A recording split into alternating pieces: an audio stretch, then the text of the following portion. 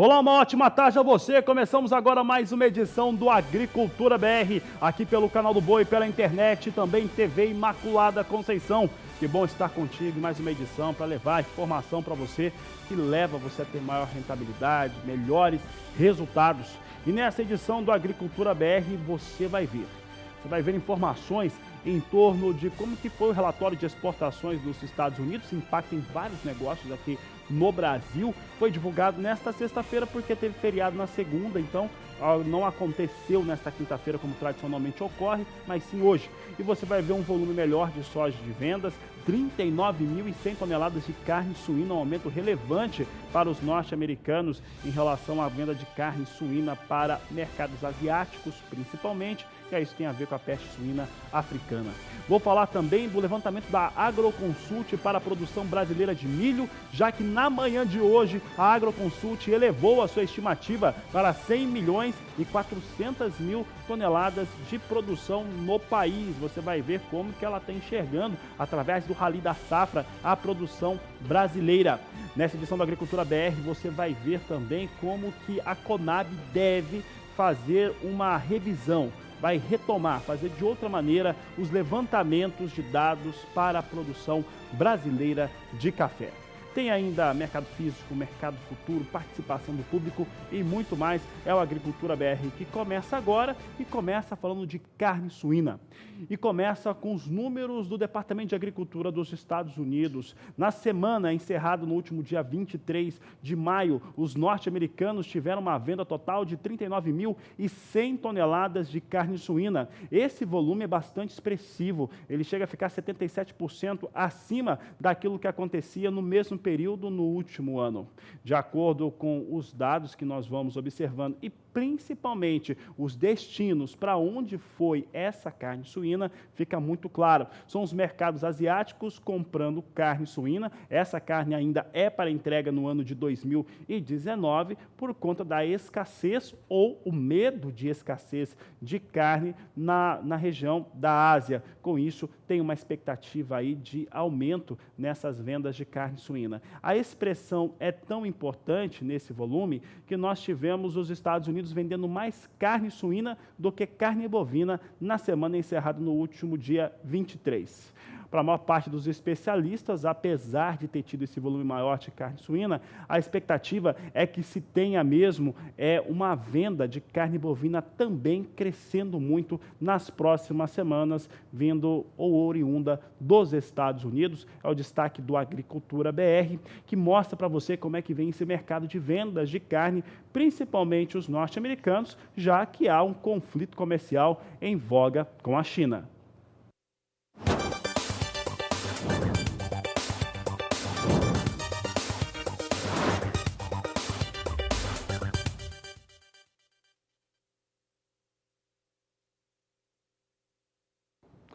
E eu falo agora a respeito de tema que não era para ser polêmico não, tá? Ele é polêmico porque há pessoas, infelizmente há colegas meus, que fazem questão de deturpar algumas informações, fazem questão de polemizar temas que já são muito bem resolvidos. Se há algo que nós destacamos sempre aqui na nossa programação, e eu espero que cada vez mais o público que não é do agronegócio, e nós vamos sempre procurar nos adequarmos ao produtor rural, mas à população de uma maneira geral. Mas quanto mais pessoas que não são da área observarem esse tipo de programa, inclusive em outros veículos de comunicação, mas que tratam o assunto de uma maneira mais séria e especializada, possa falar isso. O produtor rural é quem mais preserva no Brasil. Não há como ser outro órgão, não é quem está na cidade, não é qualquer outra pessoa que execute qualquer outra profissão.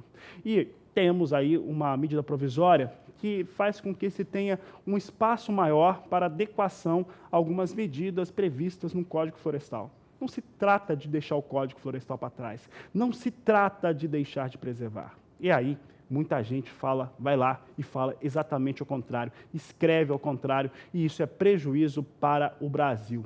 Para falar desse assunto, eu estou aqui com João Pedro Couto Dias. Nós vamos falar a respeito da medida provisória, essa medida provisória 867, que é uma medida importante, porque ela dá mais prazo e ela não busca de maneira nenhuma trazer qualquer ônus ou prejuízo para o meio ambiente do Brasil. Aliás, o meio ambiente preservado é uma característica de diferencial competitivo para o agronegócio e parece que tem muita gente no país que não consegue entender tal coisa. João Pedro, boa tarde, seja bem-vindo. Boa tarde. Realmente é uma pena, né, Fabiano? Porque o Brasil é um país que preserva. Nós temos apenas 55, 56 milhões de hectares com grãos, com cana, com isso, mais 150, 160 milhões com pastagem. Somos dois da 210, 220. Quando você vê o país com 850 milhões de hectares, toda essa área para destinar à produção direta, tanto de grãos como de carnes, como de fibra, energia, não dá 30%. 30% ou 70% é para outros fins. O Brasil tem mais de 60% do seu território coberto com vegetação nativa. Qual é o país do mundo que tem isso? Não tem. Na Europa, esses movimentos europeus que falam mal do Brasil, os países de origem deles não têm 4%, 5%, 6% com vegetação nativa. Agora, o que dói para o produtor é o seguinte, aqui dentro do Brasil, como você falou, tem gente que pega uma notícia, pinça um item, o que a medida provisória dá? Ela dá prazo para que o produtor que tem alguma área de preservação permanente, alguma coisa que tem que ser recuperada, ele faça isso. Por quê? Porque você não consegue de uma hora para outra mudar todo o sistema de produção. Dá um prazo para evitar que haja multas e isso, aquilo. Ou seja, uma medida para resolver o problema, não para criar mais problemas. Ou seja, e o Brasil vai continuar produzindo. Há 15 anos atrás, o Brasil ocupava 35 milhões de hectares, 36 milhões na produção de grão. Produzimos quanto? 70 milhões de toneladas. Hoje, o Brasil ocupa 55 e produz 230 milhões, mais de 3 vezes mais do que produzia lá. Então, se você olhar o Brasil é um país que desenvolveu uma tecnologia de agricultura tropical sustentável, ou seja, usando a terra não para produzir uma safra, às vezes para produzir até 3 safras durante o ano. É como nós estamos vendo no Centro-Oeste, o pessoal planta soja, colhe a soja, planta milho com braquiária, colhe o milho a partir desse mês que vem, agora de junho, fica a braquiária, para quê? Já como cama para o próximo plantio de soja, ou seja, nós desenvolvemos um modelo altamente sustentável de proteção do meio ambiente, de usar de forma racional um recurso que é o solo. Então, isso que muitas vezes o produtor ele não é reconhecido por grande parte da sociedade, especialmente pela área urbana, em função de matérias que são mais ou menos patrocinadas por entidades, muitas vezes de fora. Aquela velha expressão que se usa hoje no mercado internacional, farms here, fazendas aqui, floresta, forest there, ou seja, floresta lá, olhando para o Brasil. Ou seja, o Brasil não vai desmatar a Amazônia, não vai criar nenhum impacto negativo nisso aí. O que o produtor quer fazer é usar de forma consciente, racional a sua terra. A área de pastagem encolheu? Encolheu. Mas o que virou? Baixou a produção de carne? Ao contrário, subiu. Por quê? É tecnologia, usando integração, usando uma série de coisas que ontem nós estávamos juntos lá na MS Expo. Qual é o tema que estava sendo abordado lá? Carne em carbono zero, ou seja, ou carne com baixo carbono. Há uma preocupação de todo o setor, de todas as áreas, da agrícola, pecuária, no sentido de produzir alimentos com o mínimo de pegada de carbono. Ou seja, o Brasil é exemplo no mundo, especialmente no mundo tropical. Bom, e nesse momento, né, nós temos aí embate. Infelizmente, eu não sei exatamente, João Pedro, eu falo isso abertamente, eu não sei se há uma tentativa real de atingir a produção rural brasileira, não vejo isso com muita clareza, não. Não sei se é uma tentativa de atingir o governo, não sei se é uma tentativa de atingir o próprio presidente da República de alguma forma. O somatório, acho que é um somatório. Um somatório. E também um somatório de paixão. Né? E quando você tem paixão, você acaba ficando cego. É claro que tem gente que é apaixonada pelo meio ambiente e na preservação do meio ambiente, e isso precisa existir mesmo.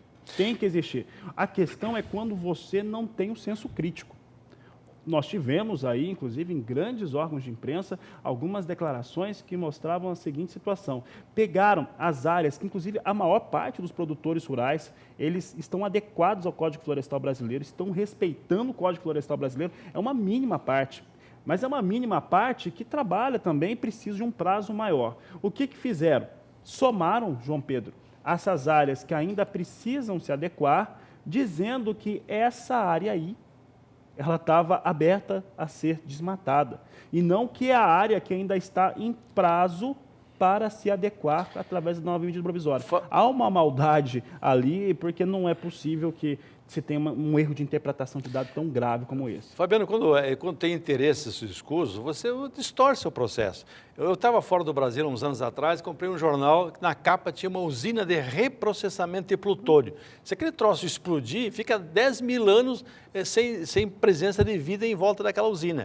Dentro do jornal tinha 3 páginas dando um cacete num supermercado inglês que estava comprando produtos do Cerrado brasileiro sob o argumento de que ele estava apoiando o desmatamento, a acabar com o Cerrado brasileiro, que é uma grande inverdade.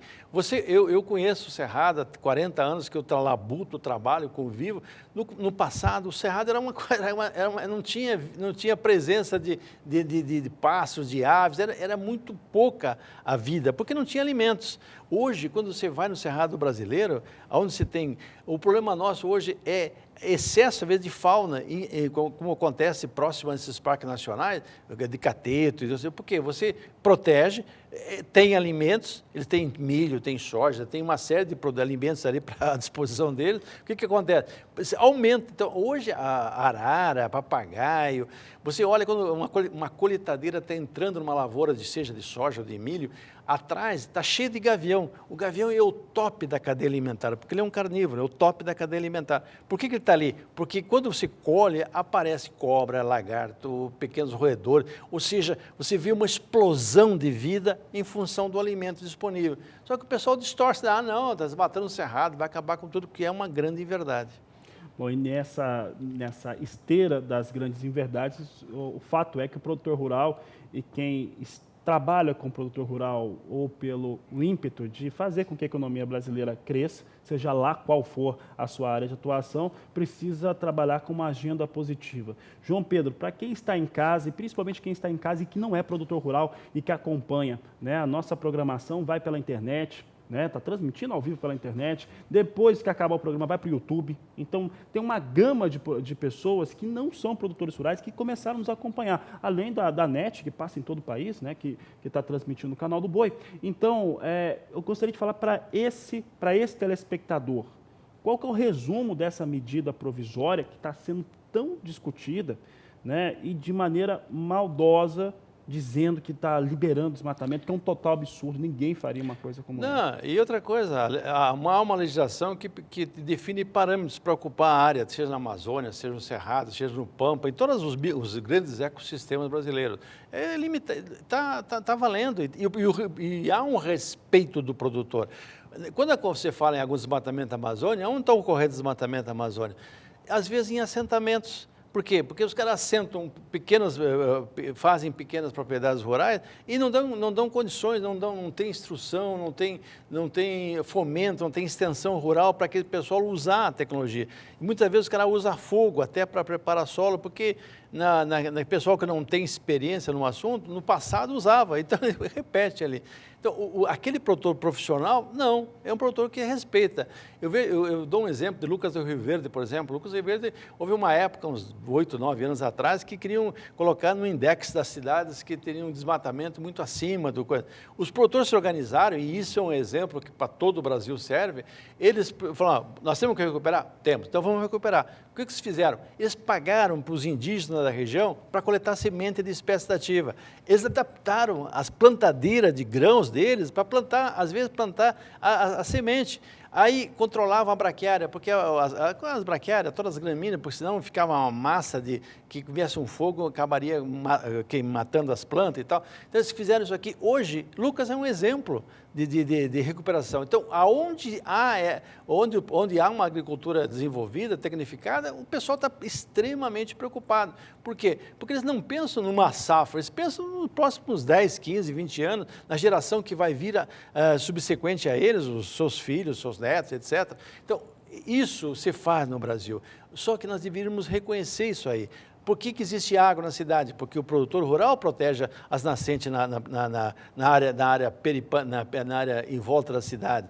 Por que tem vida selvagem hoje com abundância no Cerrado? Porque Porque o produtor rural não mata arara, não mata papagaio, não mata cateto, ele protege isso aí. Por que existe segurança alimentar no Brasil? Porque tem um produtor que está trabalhando, igual o senhor e a senhora, nesse momento está descansando na hora do almoço, mas que trabalha de madrugada até de noite, enfrenta problemas homéricos de estrada, de fiscalização, de multa, etc. Problemas que o setor público cria para ele, mas ele trabalha e faz isso. Por que o Brasil não está numa situação pior econômica, está ruim, poderia ser muito pior se não houvesse esse bruto superávit da balança comercial de 55 bilhões de dólares. Quem que garante isso? O cara de soja, o cara de milho, o cara de boi, o cara de frango, o cara de suíno. Ou seja, a sociedade brasileira deve ao produtor um respeito, deve ao produtor um reconhecimento pelo que ele faz. E, infelizmente, tem uns caras que pegam, pinçam um negócio e jogam. Isso lá fora é um prato cheio para quem fala mal do Brasil, né? Você pega pessoal da universidade, pessoal que gosta de falar mal. Pena que nós não tenhamos disponível agora. Há pouco tempo atrás, o professor Evaristo, lá da Embrapa, fez uma apresentação aqui em Campo Grande mesmo, sim, mostrou as imagens. Imagem dele não, imagem de satélite, feito por quem? Pela NASA, pelo órgão americano de exploração espacial, mostrando a ocupação territorial do Brasil, mais de 60% coberto com vegetação nativa. Qual é o país que pode falar, encher o peito e falar isso? Nós.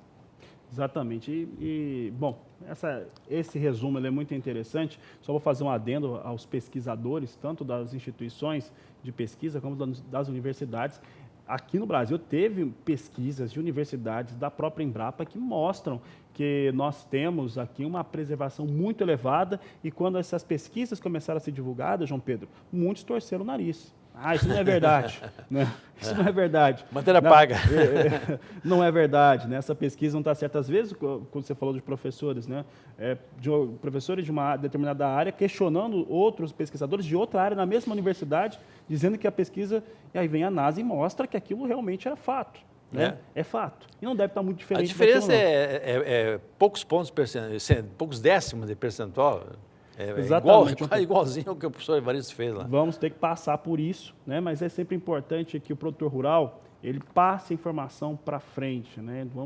Daqui a pouco esse programa está na internet, está nas mídias sociais, passe para frente para que as pessoas possam ouvir a mensagem. E aí, se não estão acreditando em nós por aqui, vai checar, vai pesquisar de verdade. Vai pesquisar de verdade que você vai achar a informação correta. Não é bom ouvir opinião, principalmente algumas opiniões que não estão ocupadas em construir ou fazer uma crítica que seja, mas que fosse construtiva. São tendenciosa, né? E o nosso compromisso aqui no canal é mostrar isso aí.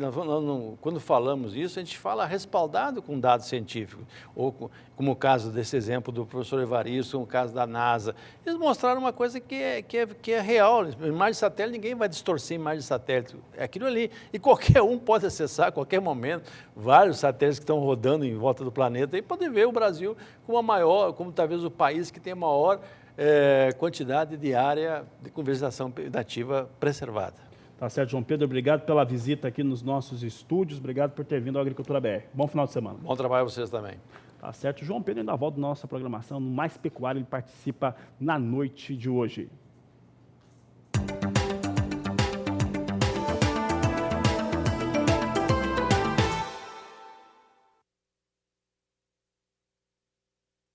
O Instituto Mato Grossense de Economia Agropecuária atualizou os dados para o custo de produção da soja. Acompanhe.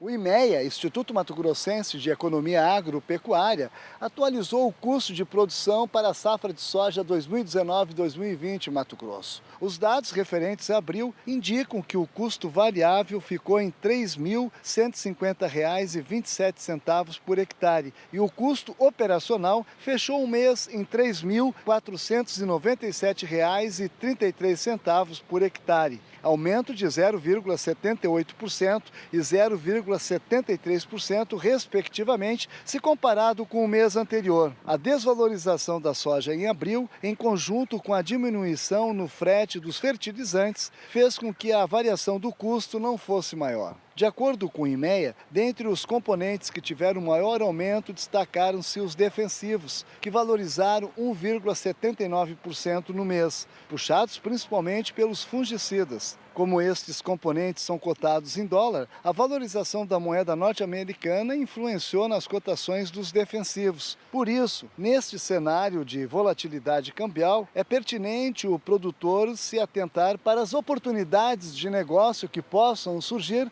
para as compras dos insumos. De Sinop, Mato Grosso, Valdir Pacheco.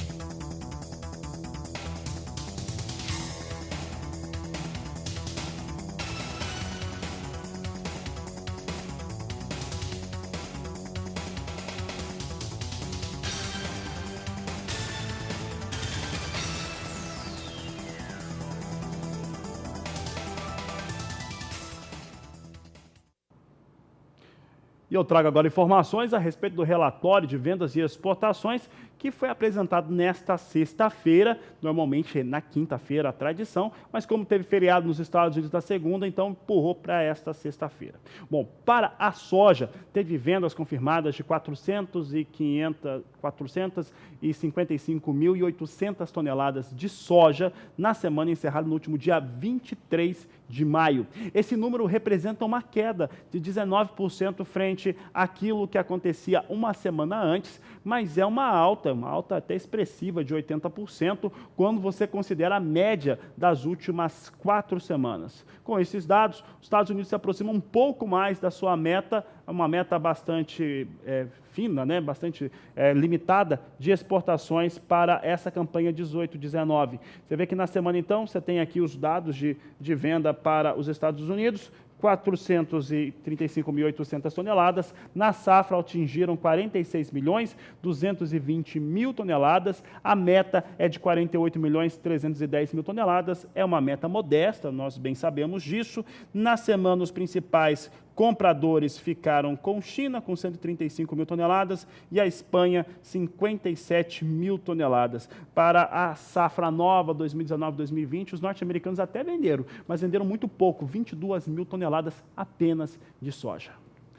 Vamos saber agora como é que vem soja negociada em Chicago. Soja em Chicago hoje vem vendo em queda, uma queda leve, mas vem caindo, diferente do que nós estamos acostumados a ver agora nos últimos pregões, mas cai muito pouco. Perde de 1 cento até 2 centos de dólar, é aquele termo que nós não gostamos muito de usar por aqui, a chamada realização. E a posição de julho vem a 8 dólares 87 centos o bushel. Agosto, 8 dólares 93 centos mais 6 por bushel, vai perdendo 1 cento de dólar. Setembro, 9 dólares 1 cento mais 2. Novembro, 9 dólares 14 centos por bushel. São os negócios que temos hoje com relação à soja na Bolsa de Chicago.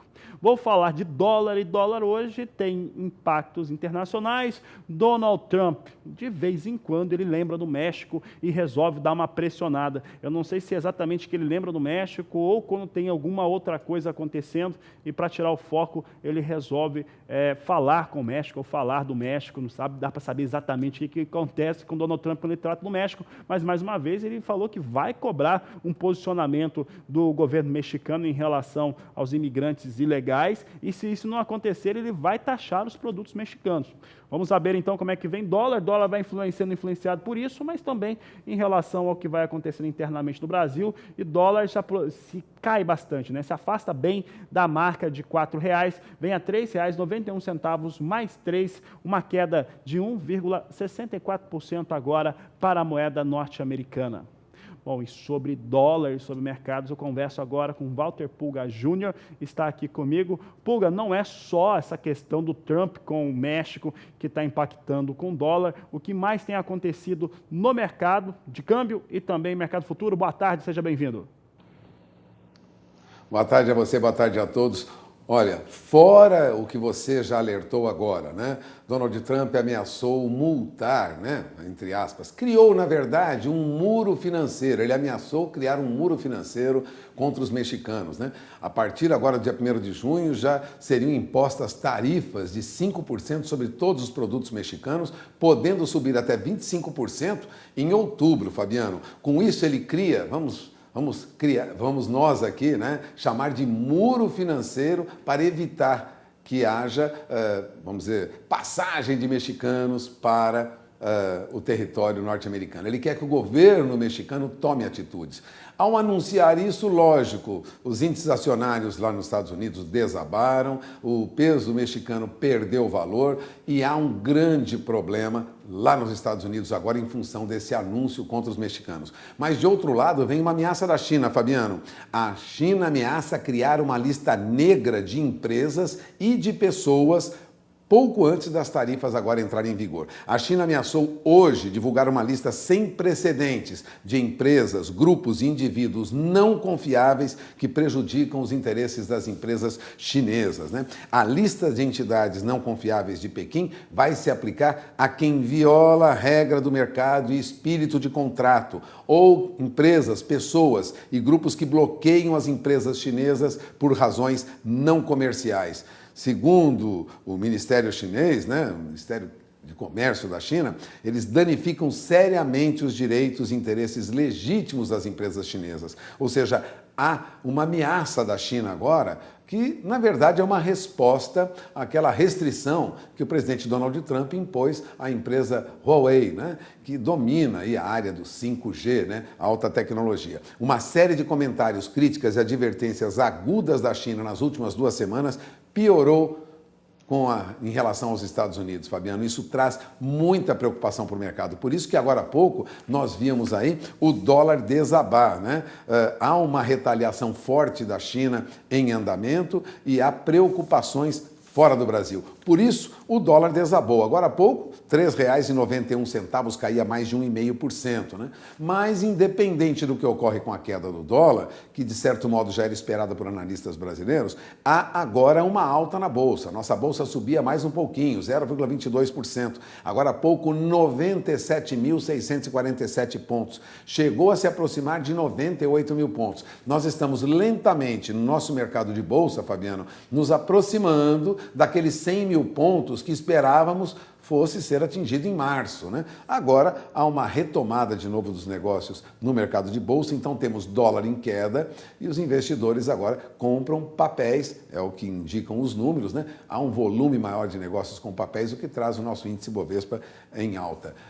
Vamos simplificar? O dólar vem em baixa, a bolsa vem em alta, mas há muita preocupação com a guerra, né, comercial entre Estados Unidos e a China e agora com a ameaça que os Estados Unidos faz para alguns dos seus parceiros mais próximos. Já conseguiu um acordo com o Canadá, agora ameaça de novo o México com imposição de tarifas a produtos mexicanos. As montadoras que produzem veículos lá no México, Fabiano, e que exportam para os Estados Unidos, que estão muito preocupadas porque os papéis caem e caem rapidamente no mercado mexicano. É com você. Tá certo, Pulga, obrigado. Até daqui a pouco vamos falar aí dessa possibilidade de fusão entre duas empresas, duas multinacionais importantes do Brasil, da área de carnes. Estou falando da BRF e também da Marfrig. E o Agricultura BR agora fala para você a respeito do que vem acontecendo com o mercado de soja. E olha, os prêmios continuam muito bons, é claro que não vem naquele patamar que nós tivemos. Quarta-feira nós tivemos valores bastante interessantes, elevados para a soja. Teve gente que até parou de negociar esperando uma alta maior. Acabou, até que veio durante algum tempo, mas acabou não se confirmando. Hoje soja vem com bons patamares, mas na casa de R$ 83,00 a saca. O prêmio está entre 105 centes de dólar no Porto de Santos e 115 no Porto de Santos, 105 no Porto de Paranaguá. Com isso, nós temos Santos e Paranaguá a R$ 83,00 a saca de 60 quilos. São os números que trazemos hoje para a soja negociada em alguns dos principais portos do Brasil, com a apuração da Grãos Corretora.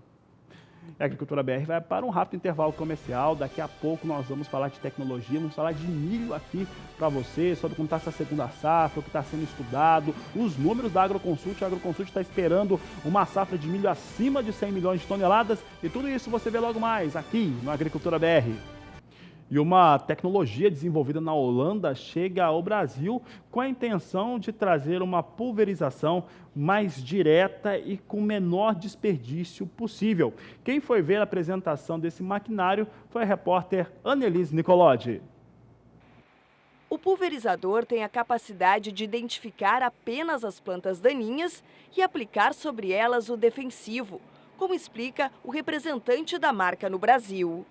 Essa é uma tecnologia que foi desenvolvida na Holanda, junto da Universidade de Wageningen. Não é uma tecnologia nova, mas ela está entrando no Brasil nos últimos 2 anos. Então, ela está começando a conquistar mercado agora, aqui no Brasil. E ela foi desenvolvida basicamente para utilizar dentro de cidades e com o passar dos anos isso não pôde ser mais desenvolvido, ser mais utilizado na Europa, dentro de cidades, os herbicidas, e depois passou então para a agricultura. O sistema identifica as plantas através da clorofila e válvulas muito rápidas garantem a aplicação do produto apenas onde é necessário, reduzindo o impacto ambiental, aumentando a eficiência da aplicação e reduzindo custos. Ou seja, ela identifica onde tem planta, diferencia de onde não tem e aplica somente sobre as plantas.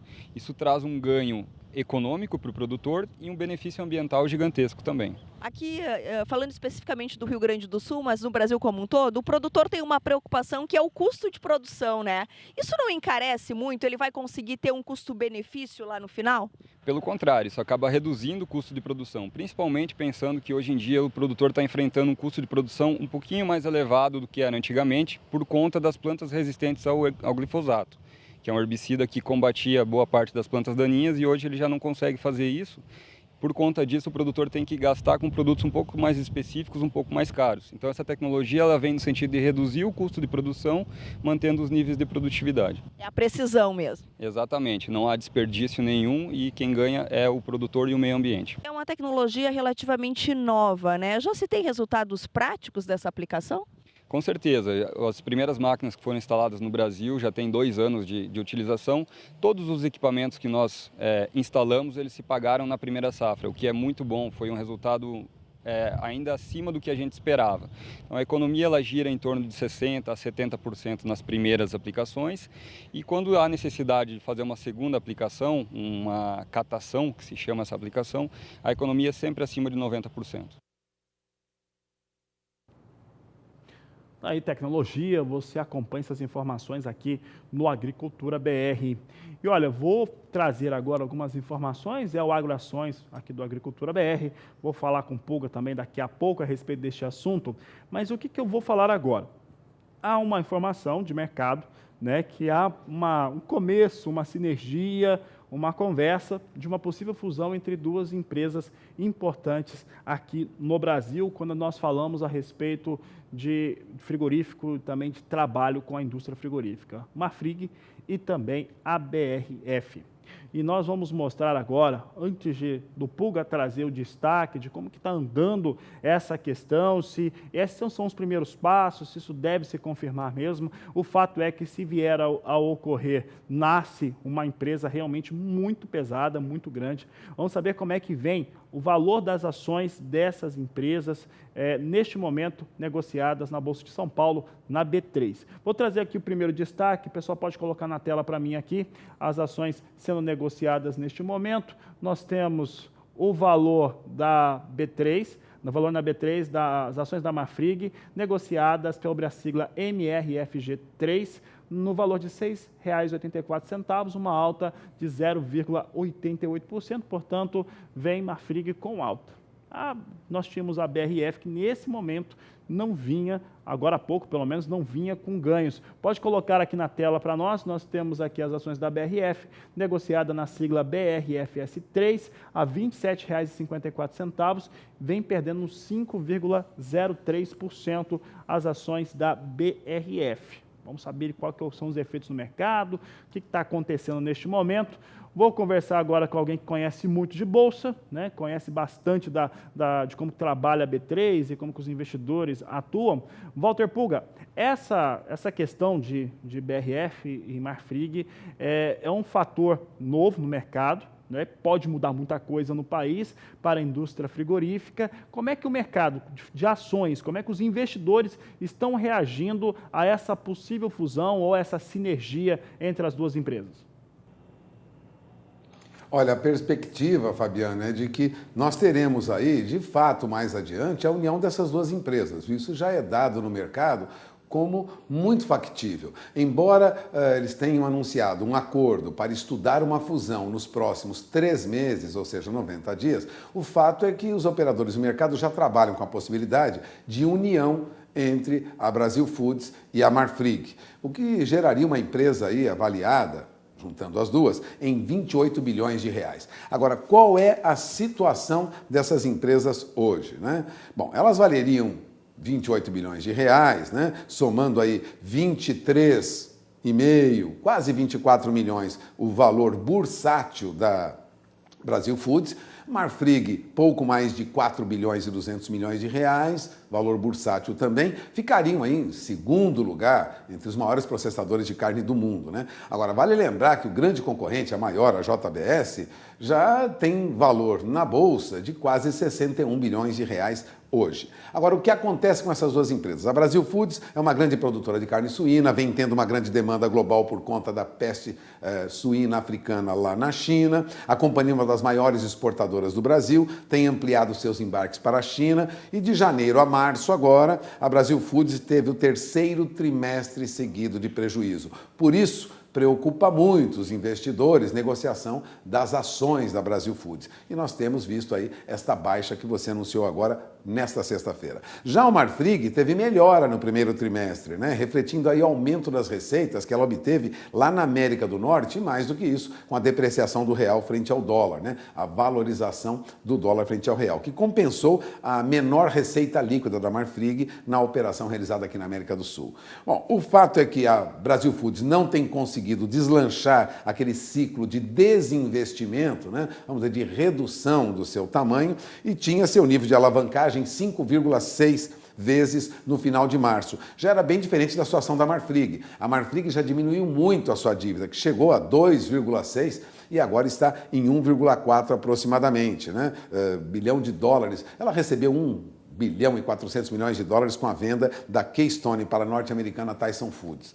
Essas duas empresas devem, portanto, nos próximos dias discutir uma fusão. O mercado já trabalha como sendo certa essa fusão na medida em que não há sobreposição. O CAD, né, o Conselho de Defesa Econômica, não teria restrições, porque não há muitas áreas comuns. A Brasil Foods é mais forte em frango, a Marfrig é mais forte em carne bovina, a Brasil Foods é forte também em suínos, ou seja, de verdade não há uma grande, vamos dizer assim, sobreposição de áreas a ponto do CAD impedir essa fusão. Então a perspectiva no mercado é de que nós tenhamos mesmo mais uma fusão logo mais adiante. Vale lembrar, hein, são 90 dias de negociação com possibilidade de prorrogação para mais 30 dias. O mercado foi avisado e não seria a primeira fusão que Brasil Foods, né? Vamos lembrar que o Brasil Foods é uma fusão da Perdigão com a Sadia, completa este ano 10 anos. E agora uma nova fusão com o Marfrig que melhora aí seu desempenho, reduz a sua dívida, né? E equaliza melhor o seu plano de desinvestimento. Agora, há volatilidade com os papéis dessas duas empresas na Bolsa agora, há uma valorização do Marfrig e há uma desvalorização da Brasil Foods. Mas nada que altere essas negociações, porque a fusão das empresas será baseada na média do valor das ações dos últimos 45 dias. É o que foi já anunciado. Especulações à parte, é para se esperar mesmo uma nova fusão e uma concentração de empresas, o que nem sempre agrada muito o produtor rural, não, Fabiano? De olho na informação, é com você. Tá certo, Walter Pulga, obrigado pela participação. Vou mostrar agora como é que tem desempenhado as ações das duas empresas no acumulado de 30 dias. Vamos saber como é que tem e apoiar através desses números. É um pouco do que o Pulga acabou de nos trazer em destaque. Você tem aqui Marfrig, né, nosso primeiro destaque, negociada sobre a sigla MRFG3. Marfrig tinha no dia 26 de abril o valor da ação em R$ 7,20, recuava no dia 3 de maio a R$ 7,11, no dia 15, R$ 6,96, dia 22, R$ 6,83, volta a cair nesse dia 30 a R$ 6,78. Portanto, Marfrig vem no acumulado aí dos últimos 30 dias de queda. Por outro lado, volta aqui para o estúdio, pode colocar, vamos ver as ações ao vivo agora da Marfrig. Por outro lado, entre esta última quinta e sexta-feira, Marfrig sobe agora 1,33% Marfrig, vem para R$ 6,87. Então, essa informação vem sendo considerada interessante. Marfrig começa a ficar mais interessante para os investidores. Quem tem caído desta quinta para sexta é a BRF. Mas vamos saber como é que vem a BRF nas negociações dos últimos 30 dias. Você vê que no dia 26 de abril o valor das ações eram em R$ 30,36, vinha com ligeira alta no dia 3 de maio para R$ 30,48, no dia 16, R$ 30,86, no dia 21 de maio recuou para R$ 30,02, nesse dia 31 de maio cai para R$ 28,05, portanto vai encerrando aí o mês com queda. Vamos saber como é que vem as ações agora. Nós temos aqui mais uma tela, vem agora com nova queda. Tá aqui para o mercado ao vivo, R$ 27,79 o valor da ação, com uma queda de 4,17%. São os valores agora para as ações tanto de BRF quanto também da Marfrig.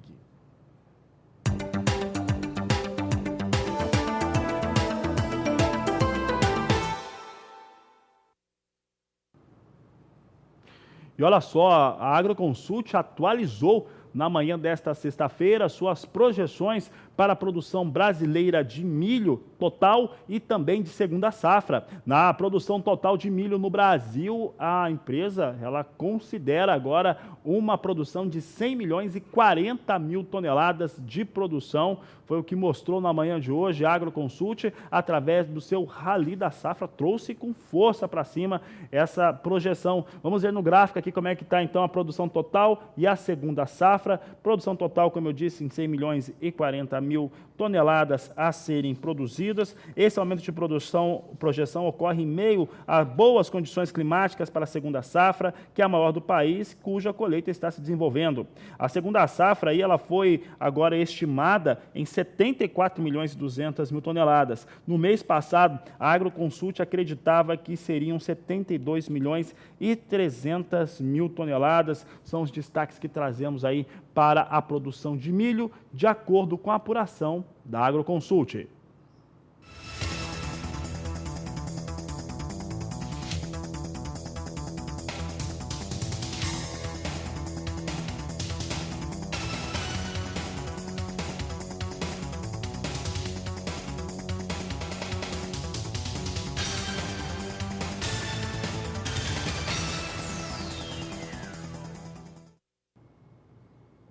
Bom, e nós tivemos nesta semana um dia de campo muito especial no interior do estado de Mato Grosso do Sul, mostrando características da produção de milho. Quem esteve por lá e nos mostra agora como aconteceu isso na cidade de Maracaju é o repórter Vinícius Souza. Mato Grosso do Sul deve colher em 2019 mais de 9 milhões e meio de toneladas de milho. Se isso acontecer, segundo a Conab, essa deverá ser a segunda maior safrinha da história do estado, um crescimento de quase 50% frente a 2018. Mas o caminho para se ter bons resultados, como promete 2019, é de planejamento. Foi pensando nisso que a Fundação MS promoveu esse dia de campo, debatendo a próxima safrinha. Para a gente implementar esse sistema, né, esse manejo de adubação nas áreas dos produtores, a gente precisa tomar o cuidado de ter o solo corrigido com base a macro e micronutrientes. Então a gente precisa ter teores adequados de fósforo, de enxofre, cálcio, magnésio e potássio, né, seriam os macronutrientes, e os micronutrientes que a gente se importaria em corrigir nessa área, que há o problema de deficiência, seria o boro e zinco. O posicionamento de fósforo no sistema de produção soja e milho também foi abordado durante o dia de campo. A gente otimiza a utilização do fósforo posicionando tudo na soja, porque o quilo da soja é incrementado por pontos de P2O5, né, o quilos de P2O5 por hectare, é maior, né, em relação ao milho safrinha. Então a resposta em aumento de lucratividade é maior posicionando todo o fósforo no sulco da soja. E o milho a gente posiciona o nitrogênio, que é o nutriente que mais agrega em produtividade para o milho safrinha. O enfesamento do milho é outro problema que muitas vezes tira o sono do produtor. O complexo de enfesamento pode ocorrer em 100% das plantas de uma lavoura de milho no campo, causando até a perda total da produção. Geralmente, os sintomas são avermelhamento ou amarelecimento generalizado da planta e estrias esbranquiçadas, quase sempre associadas a outros, que vão depender muito de algumas características genéticas e ambientais. A interação entre a doença e a cigarrinha, ela é importante e faz parte do processo de infecção. Então a gente precisa entender desde a base até o controle efetivo para conseguir ter o sucesso no manejo da doença. No ano passado, uma nova doença do milho foi detectada na região do Paraná, vizinho do Mato Grosso do Sul. Essa é uma doença foliar que reduz a área esteticamente ativa da planta. Os sintomas são as estrias ao longo das nervuras, deixando nítida a coloração amarelada, de forma que a folha começa a perder seu potencial de produção de fotossíntese. Mais de 30 híbridos são suscetíveis à doença, com potencial de severidade acima de 70%. A identificação do problema pode ser feita de maneira simples. A bacteriose é um problema recente, a gente tem o estado do Paraná com um problema maior de ocorrência generalizada de bacteriose no milho. A identificação ela não é tão simples, mas tem um teste de campo que facilita muito a diagnose. Então a gente vai dar um exemplo, nós temos uma folha aqui, que vocês podem ver que tem sintomas de doença, então isso daqui são sintomas da doença. A gente ainda não sabe no primeiro momento qual é a doença que está causando esse sintoma. Pode ser bacteriose e pode ser outras doenças. Então, o teste simples que a gente faz consiste em basicamente a gente coletar a folha da planta. Então a gente coletou a folha da planta, faz um corte na região, então a gente tem a lesão e tem o tecido sadio. Então a gente vai fazer um corte nessa folha que abrange a região da lesão junto com o tecido sadio. A gente destaca um pedaço dessa folha, certo? E a gente faz um teste que a gente chama de teste do copo. Então aqui é a parte doente sadia. Então a gente pega um copo com água, qualquer copo de água transparente, um copo transparente com água, e a gente coloca a parte do milho dentro do copo. E espera para ver se vai ter um escorrimento de uma exudação, tipo como se fosse um melado que descesse da folha. E a gente consegue ver isso a olho nu. Então esse teste ele indica para nós se é bacteriose ou não. Se for bacteriose, a gente tem alguns cuidados a seguir. Se não for bacteriose, nesse caso aqui dessa área a gente já fez o teste prévio, não é bacteriose, então a gente fica na dúvida de duas doenças. Ou é a mancha branca ou é a cercosporiose. No nosso caso, mancha branca, então o manejo adequado seriam produtos que tenham bom controle de mancha branca para acessar o desenvolvimento do patógeno. Se for bacteriose, buscar por instituições que tenham um pouco mais de conhecimento sobre essa doença que está acontecendo de forma nova na região, para traçar as estratégias mais assertivas de manejo na lavoura a partir do momento da diagnose da bactéria. O Dia de Campo também apontou outras discussões importantes para o produtor, inclusive temas futuros. O produtor rural já deve fazer o planejamento da safrinha 2020.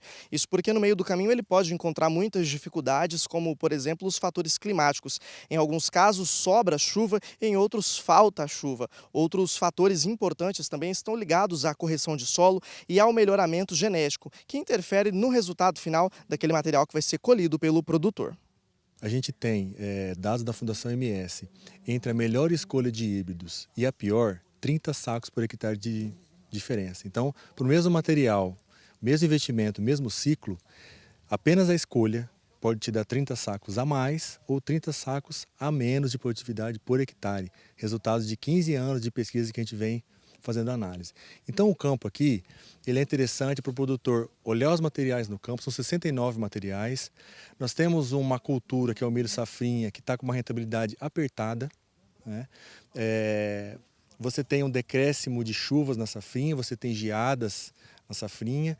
Então, o produtor precisa entender, conhecer os materiais, saber como posicionar, evitar os erros, evitar comprar o mesmo híbrido assim, da mesma empresa, utilizar só um ou dois materiais, diluir os riscos. E para isso ele tem que buscar o conhecimento. O fator genético também exige atenção. Muitos materiais não conseguem se adaptar ao ambiente. Então a gente teve até nos anos passados aí materiais que eram divulgados como materiais que davam 2 espigas, grande, não sei o que, umas espigas, altas produtividades, né? Só que isso é genótipo. Quando você chega no fenótipo, que é o jeito que ele se apresenta no campo, aí você vê que o material não teve aquele desempenho que estava sendo divulgado. Então esse cuidado tem que ser tomado. É tão importante quanto ver o material que é ruim, quanto ver o material que é bom para a gente poder evitar as coisas a mais, né? Evitar os erros, evitar as aplicações a mais, os materiais mal posicionados. É nessa linha que a gente tem que trabalhar. De Maracaju, em Mato Grosso do Sul, Vinícius Souza. A Agricultura BR vai para um rápido intervalo comercial. Convido você a participar do programa. Você manda sua mensagem nas nossas mídias sociais, no Twitter, no Facebook e aí no WhatsApp que está aparecendo na tela. É o 67996562266. Nós voltamos já. Você vai ver agora um posicionamento interessante a respeito da Conab, que precisa revisar a sua maneira de levantar dados da produção brasileira de café. Esse foi um dos assuntos da entrevista que o deputado federal pelo estado do Espírito Santo, Evair de Mello, conversou com Walter Pulga Júnior nos nossos estúdios em São Paulo. Acompanhe. Deputado, é um prazer recebê-lo aqui na Bolsa Brasileira de Mercadorias. Vamos ao assunto que o senhor domina muito, que é o mercado de café, a produção de café, custo de produção do café. O senhor fez um movimento agora para que a Conab mude a metodologia para apurar custo de produção. A Conab vai mudar? Primeiro, sim, obrigado por essa oportunidade de debater com todos vocês e com o Brasil um tema tão importante que são os números apresentados da Conab. A Conab, por exemplo, aperfeiçoou e melhorou muito a previsão de safra de café. Há alguns anos atrás, 8 ou 10 anos atrás, a Conab ela começou a construção e a revisão da metodologia. Aperfeiçoou isso há uns 6 anos atrás e hoje o número da previsão de safra da Conab caminha para um número muito próximo e sinaliza muito próximo daquilo que é o mercado. Precisa de alguns ajustes ainda, naturalmente. E nós estamos questionando agora a metodologia que a Conab usa para estoque físico do caso de café e também do levantamento de custo de produção de café para que ela possa anunciar, então, os preços mínimos de referência. Os números que a Conab apresentou esse ano para o Conilon e para o Arábica são muito aquém da nossa realidade, o que mostra, naturalmente, não a má-fé da Conab, mas mostra que a metodologia usada pela Conab não consegue dialogar com a realidade atual. Portanto, trabalhamos isso com provocações na Câmara dos Deputados, na Comissão de Agricultura, com audiências públicas.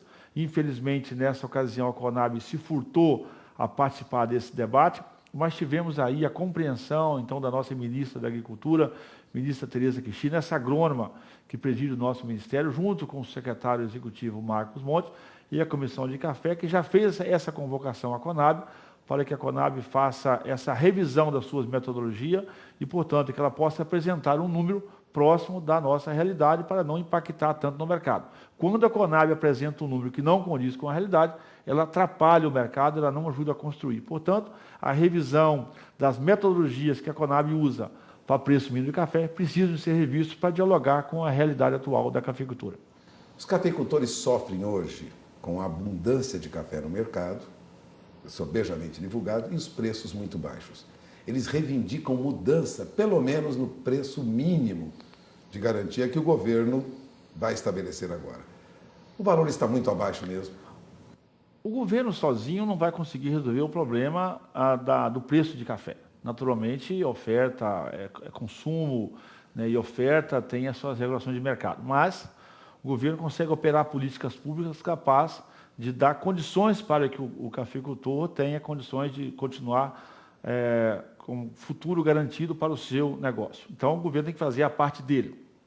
A parte do governo passa por câmbio, passa por condições de infraestrutura, portos, estrada, rodovias, energia elétrica. Tivemos um problema agora com a tarifa verde, por exemplo. Então, o governo tem que cumprir a sua parte. E, naturalmente, operar com políticas públicas que são capazes de ser construídas no âmbito do Ministério da Agricultura, alinhado com o Ministério da Economia, para criar um espaço e questões de dar uma luz para o mercado.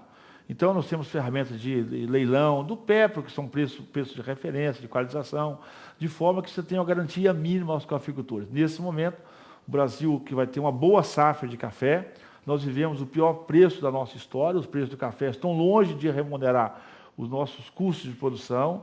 Isso é um complicador, porque, naturalmente, isso impacta na qualidade do produto que vai ser ofertado. Então, além de você ter uma desvalorização do produto que vai chegar no mercado com a qualidade, às vezes, não compatível, em função de você ter retirado o investimento, remunera mal o cafeicultor, o que pode comprometer a safra seguinte. Portanto, o governo, quando opera com esses preços de referência, com esses preços de base, é preciso ter juízo, ter responsabilidade, dialogar com a verdade, com a transparência, para trazer credibilidade do mercado. E, a partir daí, naturalmente, baseado no que vai ser oferta e procura, você consegue encontrar um preço de mercado e temos que fazer esse questionamento.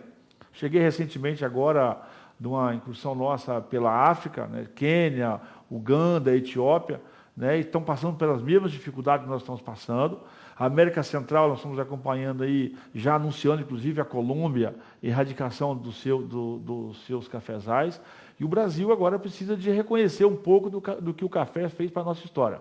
Portanto, aí nós precisamos de usar os recursos próprios nossos do segmento, que é o Funcafé. Nós somos a única commodity que tem um fundo próprio e, naturalmente, outros valores disponíveis na economia para que possamos criar esse ambiente para que os cafeicultores possam passar essa turbulência e, quiçá, no futuro, tenhamos preços para cobrir os custos e, naturalmente, deixar uma taxa de retorno interessante para a atividade, para, inclusive, manter essa atividade importante para o Brasil e remunerar bem os cafeicultores. Isso é importante para os municípios do Brasil.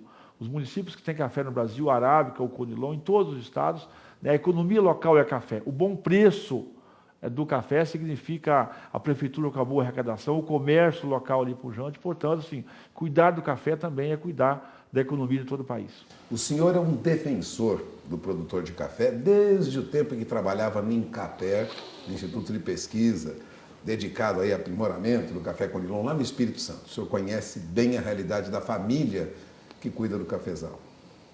Neste ano, existe alguma possibilidade do governo estender a mão para o cafeicultor? Nós estamos fazendo um trabalho muito sólido com o Ministério da Agricultura, junto com a OCB, o Sistema Cooperativo, junto com a CNA e outras entidades, para que possamos encontrar um espaço na economia para ver se consigamos fazer ainda o mais rápido possível a revisão desses preços mínimos e lançar, né, algum programa para que possa aumentar a remuneração, não na totalidade. A gente espera contemplar aí os produtores rurais com até 300 sacas de café, de forma que o governo possa dar essa contribuição e, no futuro, né, esse programa de retorno, que é o PEPRO, né, onde você tem uma correção dos preços mínimos e mais um diferencial que você paga, de certa forma, que você traz uma tranquilidade para que o produtor, no mínimo, ele vai ter um retorno para cobrir essa safra, cobrir os seus custos e deixar a lavoura preparada para as próximas colheitas. Portanto, não podemos anunciar ainda em números assim, fechados, mas eu espero que já nos próximos dias o Ministério da Agricultura, junto com o Ministério da Economia, possa fazer anúncios importantes que vai ajudar nessa recuperação dos preços do café num todo, mas naturalmente vai poder remunerar também por alguma quantidade os produtores de café, para que possa ter essa garantia e um dinheiro digno para fazer a safra, para a sua qualidade de vida no campo e, naturalmente, para poder manter a atividade. Então, vamos esperar para os próximos dias, que eu acredito que para o cafeicultor e para o Brasil, quando eu cuido disso, eu estou cuidando do Brasil, não é só no cafeicultor.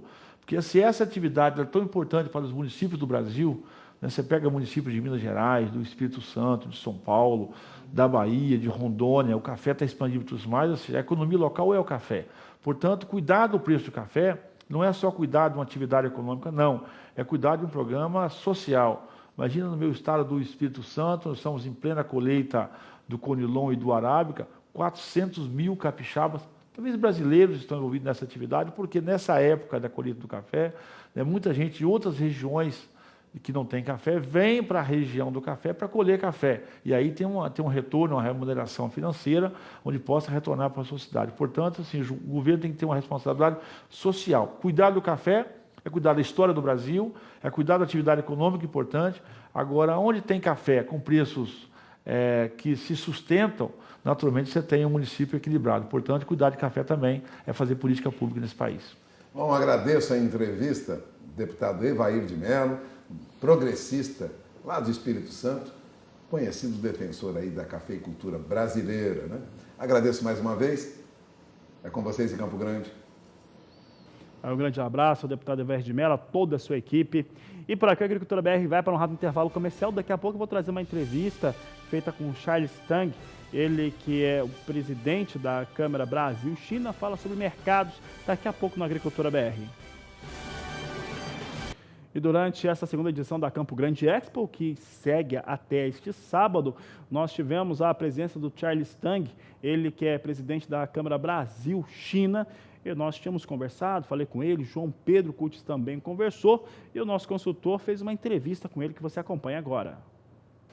Na sua apresentação, o senhor comentou a respeito da grande potencialidade entre os negócios Brasil-China, especialmente na área de alimentos, especialmente na área de carne.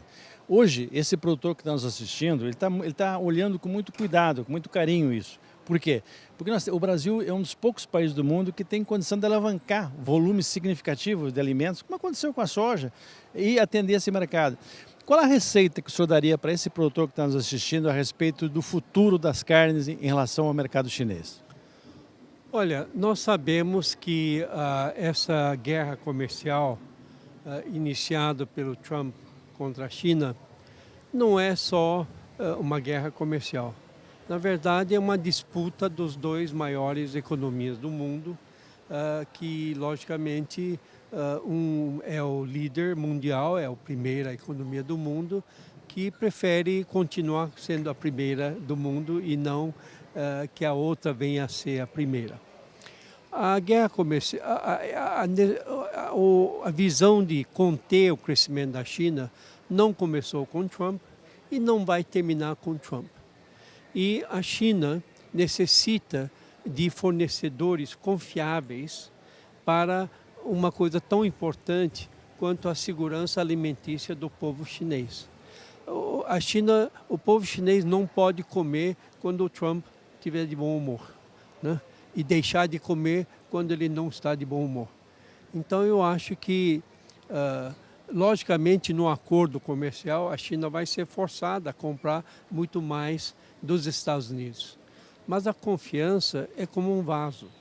Quando você quebra ela, é muito difícil colar de novo, né? Então, a China e o Brasil são economias complementares, enquanto o Brasil e os Estados Unidos são economias, vamos dizer, concorrentes. Quando a China compra mais do Brasil, vai comprar menos dos Estados Unidos. E quando compra mais dos Estados Unidos, vai comprar menos do Brasil. Ano passado, por causa da guerra comercial, o Brasil exportou 90% da sua produção de soja para a China e até comprou soja americana, que estava 25% mais barato, que é a tarifa chinesa. Então, eu acho que a visita do vice-presidente general Mourão para a China está dando resultados muito bons. O presidente chinês recebeu ele, em vez de só o vice-presidente, receber ele como uma deferência especial ao Brasil. Eu tenho certeza que o presidente Bolsonaro, depois que visitar a China, nesse segundo semestre que ele vai, que já aceitou o convite, vai voltar com a cabeça muito mais esclarecidas sobre o que é a China hoje. O senhor comentou também na sua apresentação a respeito que o Brasil tem que ter uma ação mais proativa na China, levar os produtos, divulgar os seus produtos, porque o Brasil hoje está muito concentrado em a soja, minério de ferro, petróleo e celulose, mas temos tantas outras coisas que podemos fazer um intercâmbio com a China. Olha, o ministro Pratini de Moraes sempre disse que o Brasil não se vende, ela é comprada, né? E quando pensa em café, não pensa no Brasil, pensa na Colômbia, né? E, como eu falei, nós fizemos a primeira feira de promoção comercial na China em 2002, depois de 18 anos sem promoção comercial, feira de promoção comercial na China pelo Brasil. E foi esta época que a China saiu da pobreza e foi para a riqueza. E a China começou a tomar muito café suíço, Nestlé e americano Maxwell, que não planta café. Começaram a comer muita castanha de caju da Planters americana, que não planta caju. Suco de laranja europeia, que não planta laranja. E comprando muitos móveis finos de couro e de madeira de Itália, que não tem nem couro nem madeira. Então o Brasil tem que se vender mais, né? Eu vou para os supermercados na China e você encontra vinhos de todos os países do mundo, menos do Brasil. E nós temos bons espumantes, principalmente no Nordeste. Sem dúvida, do Sul. Né? A minha mulher é de Bento Gonçalves, capital de vinho, tem excelentes vinícolas lá. Né? E sucos também, né? Puxa vida, Valdugo, Miolo, Salton, etc. São grandes vinícolas. Só que não se encontra os vinhos deles nos supermercados chineses. Você falou uma coisa importante, por exemplo, o grande chefe da China, o presidente Xi Jinping, ele falou de maneira espontânea, aberta, que ele adora a carne brasileira. Isso, eu acho que se nós chegássemos com uma mensagem dessa ao povo chinês, com certeza seria um grande handicap para abrirmos o mercado. Não só ele adora a carne, bife brasileiro, como ele adora o futebol. Né? E por isso que a China está investindo tanto, porque ele conclamou o povo chinês de que a China tem que ser uma grande nação de futebol até 2030. Né? Então, por exemplo, a Shanghai Shenhua contratou Oscar por 180 milhões de euros por 3 anos, né? 60 milhões de euros por ano. Então, a China é um país que, quando ela resolve fazer uma coisa, ela investe muito dinheiro e consegue realizar dentro dos seus planos. Como as Olimpíadas. Quem imaginou, falando de décadas atrás, que a China fosse ganhar tantas medalhas de ouro, né? Não, você comenta muito do campo científico, a China hoje está se tornando uma grande potência científica também, né? Tem muito mais inovações hoje na China do que qualquer outro lugar do mundo, né? E o governo chinês, ela dá apoio, não só apoio moral, mas como financeiro também, para que as empresas de inovação que realmente estejam desempenhando. Então, essa guerra do 5G e essa proibição de usar Android vai fazer com que as empresas chinesas vão chegar nos seus próprios Androids com muito mais rapidez. Vão chegar a fabricar seus próprios chips com muito mais rapidez, né? Muito obrigado, Charles. E isso é muito importante para o senhor e para a senhora que estão nesse momento se preocupados em fazer seu planejamento, mostrar que nos próximos anos o mercado chinês, especialmente de carne, vai ser uma grande alternativa para o produtor brasileiro, desde que o animal seja menos de 30 meses, bom acabamento, com certeza continuará sendo um grande mercado para as nossas carnes. E a carne suína também. A carne suína também, isso é muito importante também. Aliás, no Brasil, a carne suína no Brasil, ela criou uma classe média rural, que é uma coisa muito importante do ponto de vista social. Sim, eu acho que é uma grande chance para o Brasil essa gripe suína africana que atingiu uma grande parte do rebanho suíno da China. Que a carne suína para o chinês é o básico, né? É como o feijão preto para carioca. Se o carioca não tiver feijão preto, pelo amor de Deus, né?